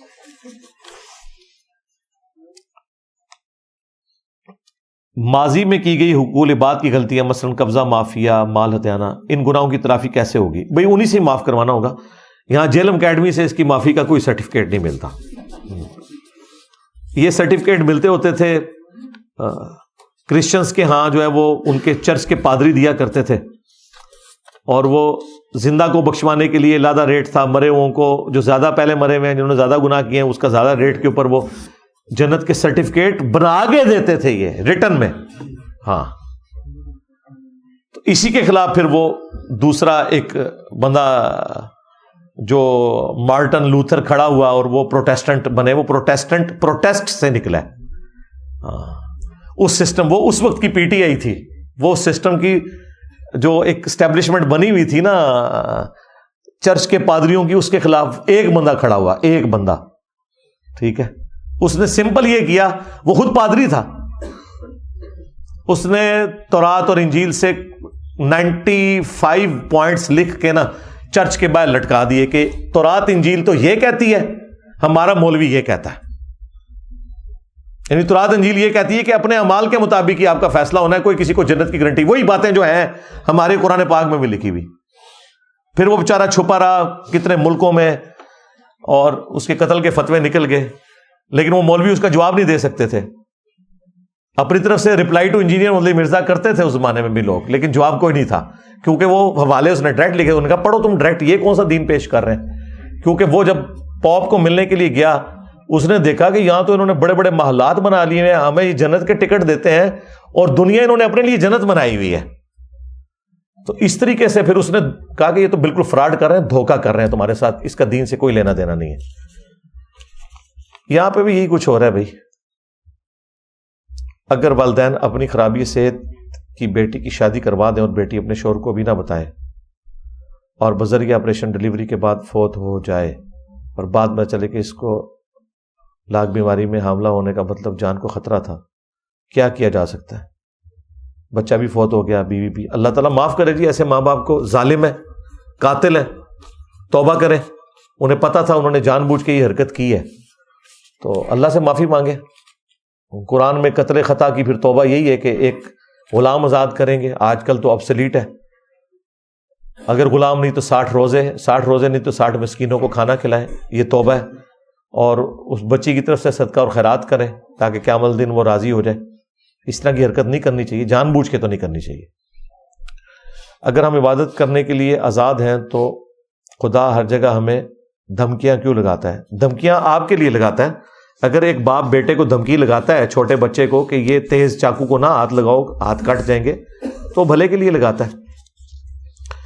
عبادت کرنے کے لیے آزاد ہیں، لیکن اس نے بتایا کہ جو عبادت نہیں کرے گا، یعنی کہ جو گائے اور بھینس دودھ نہیں دے گی تو اگلے دن اس کا گوشت مارکیٹ میں آئے گا، ہاں، پھر اس کی خدمت نہیں ہوگی، نہ اسے کوئی تیل ملا جائے گا، نہ اس کے آگے کوئی خوراک آلہ ڈالی جائے گی، کیونکہ اس کا کام پورا ہو چکا، وہ دودھ نہیں دے رہی، تو اس کو ذبح کر کے اس کا گوشت کھایا جائے گا۔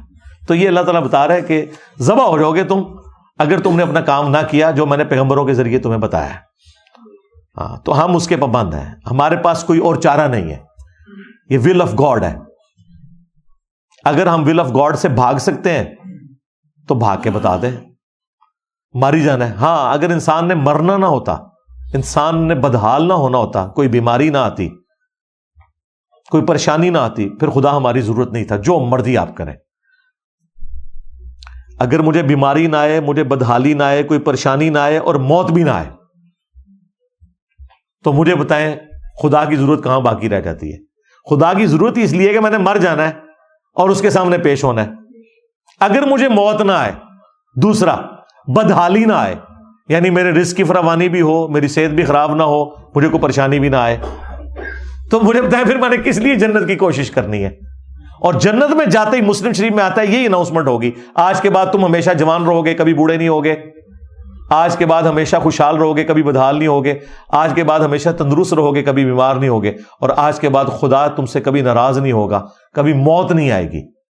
یہ وہ ساری چیزیں ہیں جو جنت میں آپ کو ملنی ہے، اگر دنیا میں مل جائیں تو واقعی خدا ضرورت نہیں ہے، لیکن اب تو ہماری خدا ضرورت ہے، سیدھی سی بات ہے۔ زیادہ چپ کر کے نا ہاتھ پیر مارو اور کنارے تے لگو۔ آپ کو دھکا دے دیا گیا سمندر میں، ایک شخص سمندر کے کنارے پہ کھڑے ہو کے چیخ رہا ہے، آوازیں لگا رہا ہے کہ بھائی ہاتھ پاؤں مار لو، بچ جاؤ گے ورنہ ڈوب جاؤ گے۔ آپ کہہ رہے نہیں منو پہلے دسو تکا منو کیوں مارا، میں نیجے ہاتھ پیر مارنے، تو نہ مارو، ڈوب جاؤ، ہاتھ پاؤں مارو، کنارے لگو، پھر تسلی سے بات کر لینا بھی کیوں دھکا مارا تھا۔ وہ جو آوازیں لگا رہے ہیں نا کنارے پہ، وہ وقت کا پیغمبر ہے جو کہہ رہا ہے تمہارے خدا نے تمہیں پیدا کیا، تمہیں مر کے اللہ کے حضور پیش ہونا ہے، لہذا ہاتھ پاؤں مارو، جس طرح وہ کہہ رہے ویسے کرو تو کنارے لگ جاؤ گے ورنہ ڈوب جاؤ گے۔ ہمارے پاس کوئی چوائس نہیں ہے، ٹھیک ہے؟ جنت میں جا کے انشاءاللہ گلے شکوے کر لینا، اور وہاں کسی نے کوئی گلا نہیں کرنا۔ اس کی وجہ ہے کہ جب آپ کو اپنی مرضی کی جنت مل جائے، نہ موت آئے، نہ بڑھاپا آئے، نہ بدحالی آئے، پھر آپ نے کون سا گلا کرنا ہے؟ وہاں پھر ساروں نے یہی کہنا ہے الحمدللہ رب العالمین۔ ہاں، بعض مقام پر دیکھنے میں آیا ہے کہ میت کو غسل دینے کے بعد چارپائی کے گرد بیٹھ کر قرآن شریف کی تلاوت کی جاتی ہے، اس کے علاوہ قبرستان میں بھی۔ یہ کوئی ثابت نہیں ہے، صرف میت کے لیے دعائے مغفرت ہوگی یا صدقہ اور خیرات، باقی اصالہ ثواب کے 10 طریقے میری ویڈیو دیکھ لیں۔ امام بخاری، امام مسلم کون تھے؟ ان کے پاس تمام احادیث کا ڈیٹا کیسے آیا؟ اس کے لیے آپ میری ویڈیو دیکھیں، انٹروڈکشن آف حدیث۔ کیا چندے کے بغیر مسجد کا نظام چل سکتا ہے؟ جی، اگر گورنمنٹ چلانا چاہے۔ ہم چندے کے خلاف نہیں ہیں، چندے کے غلط استعمال کے خلاف ہیں۔ یہ تو نہیں ہونا چاہیے کہ مسجد کا چندہ نکل رہا ہے 1.5 لاکھ، امام مسجد کی تنخواہ ہے 20,000، باقی چندہ کدھر ہے؟ وہ کہیں گے جی 30,000 بجلی کا بل آ گیا، ٹھیک ہے، 10,000 گیس کا بل آ گیا, ٹھیک ہے, اگے ٹورو اور جی بس خرچے نے, چلو جی مان لیا. تیرے کو گڈی کتوں آئی؟ 20,000 میں تو تجھے سائیکل پہ یا زیادہ موٹر سائیکل پہ تو چل سکتا ہے, وہ بھی چند کلومیٹرز تک. تو نے گاڑی رکھی ہوئی ہے لاکھوں روپے کی, ساتھ ڈرائیور بھی رکھا ہوا ہے. $20,000 تے نہیں سرکار, جائیں اسلام آباد میں اسی طرح ہی ہے. 8 10 بچے ہیں مولویوں کے, ساروں کے پاس اپنی اپنی گاڑیاں ہیں. وہ فیکٹری کون سی؟ وہ مسجد. ڈکلیئرڈ تنخواہ 50,000, ڈکلیئرڈ خرچہ 50 لاکھ. کدھر سے آ رہا ہے؟ یا تو ڈکلیئر کرو نا, پھر میں دیکھتا ہوں تمہیں کون چندے دے. ہاں ڈکلیئر کرو کہ یہ میری 50,000 جو تنخواہ ہے نا, یہ تو میں لیتا ہوں, باقی میں 2-3 لاکھ روپے چندے میں سے ہر مہینے ہڑپ کرتا ہوں, آپ مزید چندہ دیا کریں, ثواب دارین حاصل کریں. لوگ لتر مارن گے تو ڈکلیئر کراؤ نا. کوئی بڑے سے بڑا مفتی ہو, بڑے سے بڑا خطیب ہو, کتنی تنخواہ ہے؟ 50,000 سے زیادہ کسی کی نہیں ہے. چندہ بک ہے ان کے پاس, اس لیے ان کے خرچے اتنے ہیں جو یہ کر رہے ہیں. آپ یہاں پہ بھی دیکھ لیں کتنے پولیٹیشنز مذہبی جماعتوں کے, ان کے پاس ذرا گاڑیاں دیکھیں, کہتے ہیں اللہ کا فضل ہے. اللہ کا فضل اس کے لیے جو کاروبار کر کے خود کما رہا ہے, وہ کھائے, اس کا رائٹ ہے. لیکن جو دین سے کھا رہا ہے نا, پھر وہ سبسسٹنس لیول کے اوپر کھائے گا, سیدھی سی بات ہے. تو یہ چندوں کے میں جو خلاف ہوں وہ اس کے مس یوز کے, اور مس یوز ہو رہا ہے. آپ نہیں ماننا چاہتے نہ مانیں, آپ مجھے ذرا گھر کا بجٹ بنا کے بتائیں نا کہ ایک امام مسجد یا خطیب 25-30 یا 40,000 روپے تنخواہ میں اس نے گاڑی کہاں سے رکھی ہوئی ہے؟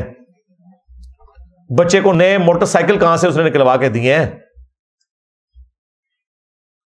لوگوں سے ہی لیے ہیں نا, چندے ہی مانگے ہیں نا. تو کس لیے مانگے تھے؟ اپنے لیے نہیں جی, مانگے تھے مسجد کے لیے, مدرسے کے لیے. لگائے کس کے اوپر؟ اپنے اوپر. تو یہ نہیں ہے حرام خوری نہیں کیا؟ یہ ہمیں اختلاف ہے اصل میں. چندوں سے کوئی اختلاف نہیں, نبی اسلام نے بھی چندہ مانگا ہے, لیکن پوری زندگی زکات دینے کی نوبت نہیں آئی, اتنا جوڑا ہی نہیں. ہاں ضرور مانگیں, لیکن لگائیں اپنے اوپر نہیں, جو مستحق ہیں ان کے اوپر. یہ چیز ہے اصل میں. اور دیکھیں میں نے ایک دعویٰ کیا تھا کہ درباروں پہ بھی اگر آپ چندے بند کر دیں کتے پھریں گے.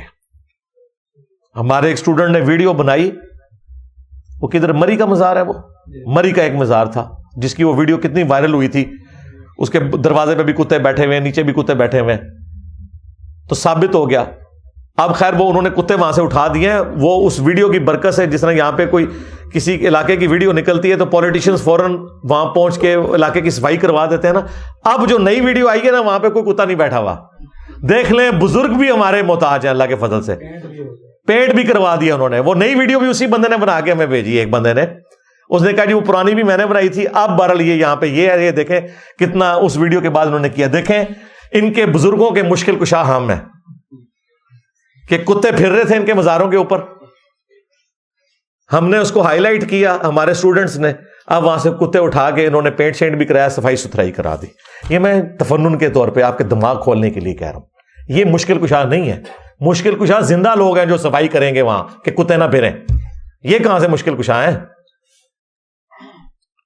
کیا جن کوئی چیز یا رقم الماری سے اٹھا کر کسی کو دے سکتا ہے؟ نہیں جی دے سکتا, ورنہ تو روزانہ بینک چوری ہوئے ہوں. ہاں اس طرح نہیں ہوتا, ایسا تو نہیں ہوتا بھائی.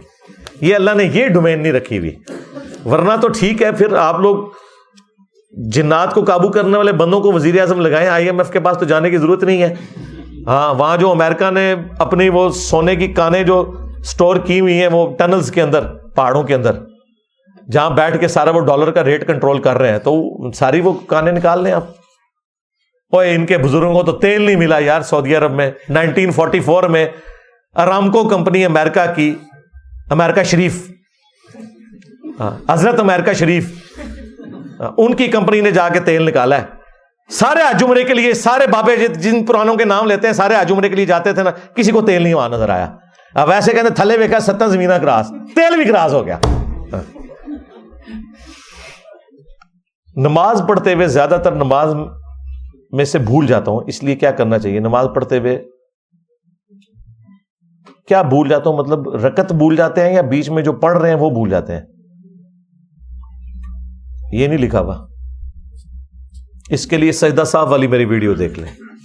اگر وہم آتا ہے نا آپ کو کہ آپ بھول رہے ہیں تو وہم کی طرف توجہ دینے کی ضرورت نہیں ہے.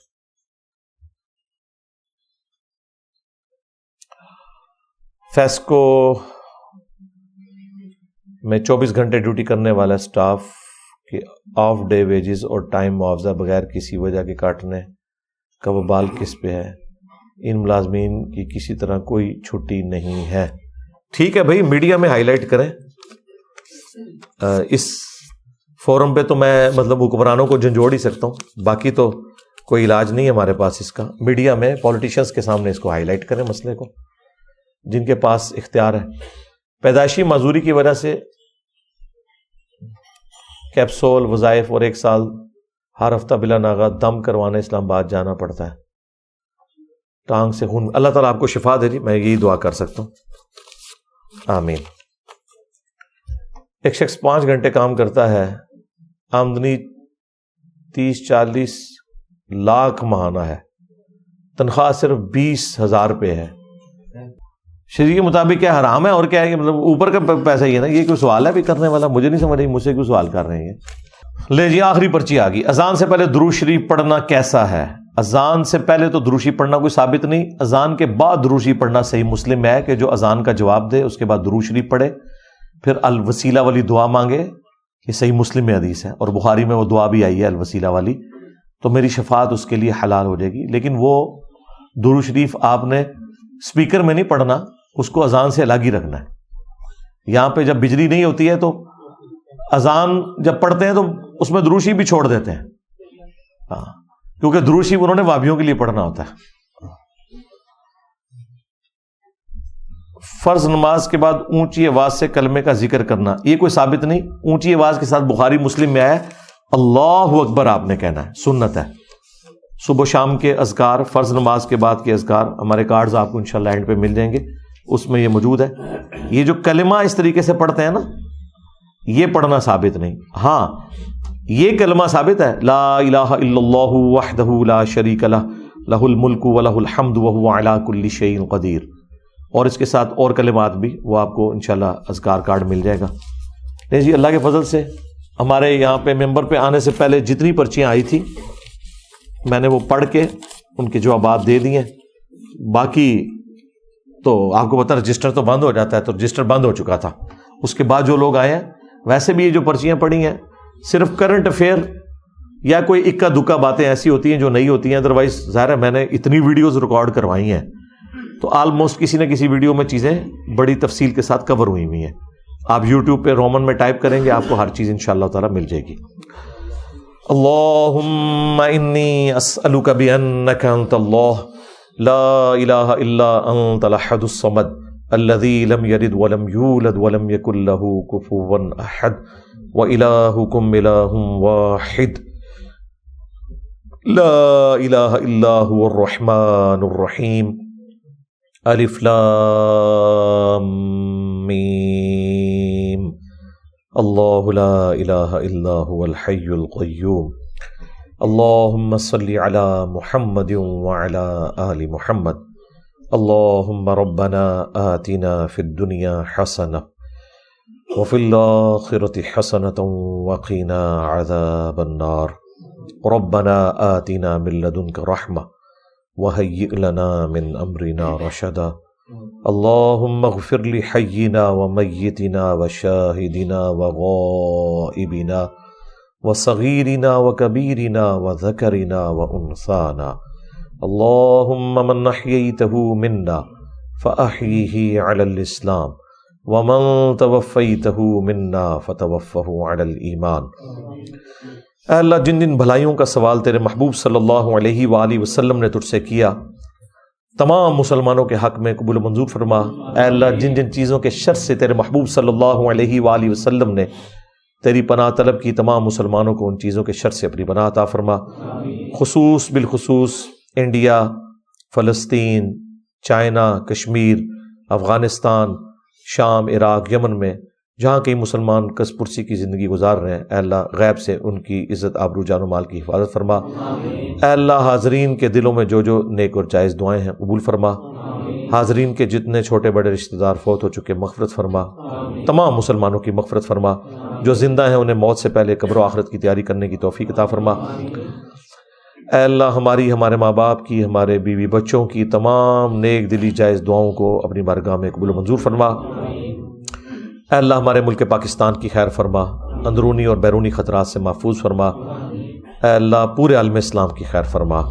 سبحان ربک رب العزت عما یصفون وسلام علی المرسلین والحمد للہ رب العالمین وصلی اللہ علی النبی الکریم وعلی آلہ واصحابہ اجمعین الی یوم الدین آمین۔